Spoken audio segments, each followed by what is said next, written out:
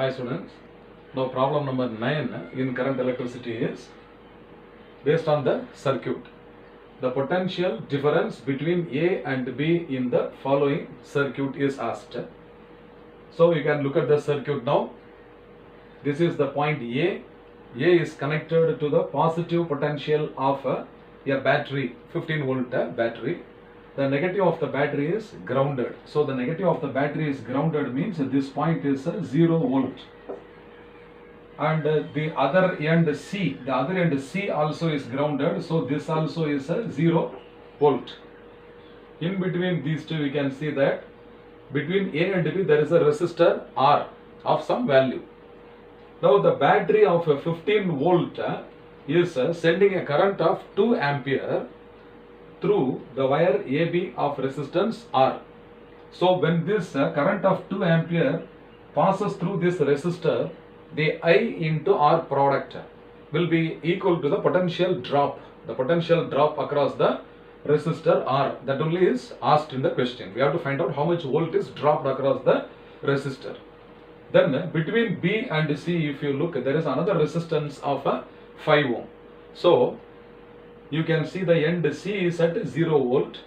This end A is at 15 volt. So the end A or the point A is at a potential of 15 volt. So what is the potential difference between A and C? The potential difference between A and C is equal to 15 minus 0. So 15 minus 0, that is equal to 15 volt. Similarly, the same current of 2 ampere,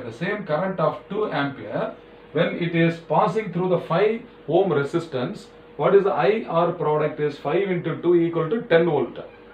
So the potential difference between B and C is VB, okay, VB minus VC, that is equal to 5 into 2, that is equal to 10 volt. So the total potential difference between A and C is equal to 15 volt, but the potential difference between B and C is equal to what? 10 volt. So I will write PD, okay, PD across A and C, that is equal to 15 volt. Next PD across BC. So PD across BC is equal to 10 volt. We have found here 5 into 2 is 10 volt. Therefore PD across AB must be equal to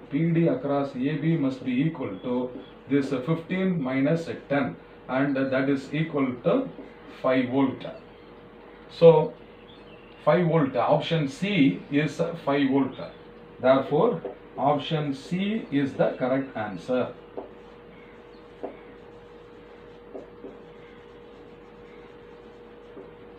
Okay students, now come to problem number 10, which is very simple, very interesting, very easy also. So in this network, we have to find out the current I in the given network, okay.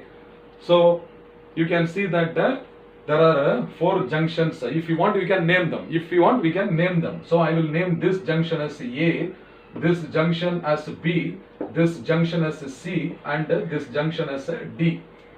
Okay. Now only part of the currents are shown here. Okay. The other currents are not shown. We have to determine. Now how much ampere of current is flowing towards the junction A? That is 10 ampere. Out of the 10 ampere, 6 ampere is flowing from A to C. In this branch A to C, 6 ampere is flowing. So in the other branch, I will take the current is I1. Okay, the current is I1. So first I will find out I1. So this 10 ampere is equal to, so 10 ampere is equal to 6 plus I1. So this implies what? I1 is equal to, this implies I1 is equal to 10 minus 6. 10 minus 6 is equal to 4 ampere. So the current I1 is 4 ampere. Here I can write now 4 ampere. Okay. Now in this branch you will see here A to C 6 ampere current is flowing. Then towards C 2 ampere current is entering. So this 6 ampere current and 2 ampere current are meeting at the junction C, and the current here I will take this as I2. So using Kirchhoff's current law at the junction C, what should be I2 equal to? I2 must be equal to 6 plus 2. So 6 plus 2 is equal to 8 ampere. So here I will write 8 ampere. Okay. Now you will see that this 4 ampere current, is flowing towards the junction B, and 1 ampere also is coming towards the junction. So 4 and 1 will add, and this will be joined together, and this current will be equal to I3. So I3 is the current flowing from the junction B to D.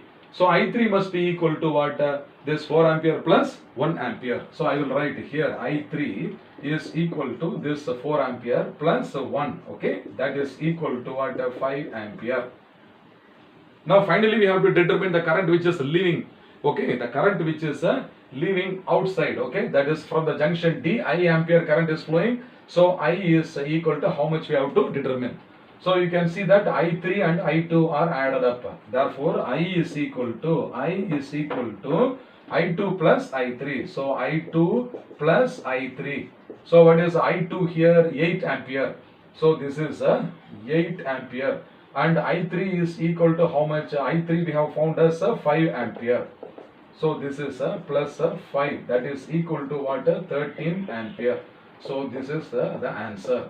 So which of the option is correct? You see here, this option C is equal to 13 ampere is the correct answer. Therefore, okay, therefore option C is the correct answer. Have you understood? I hope you have understood. We are going to continue after this 10, 11, 12 onwards.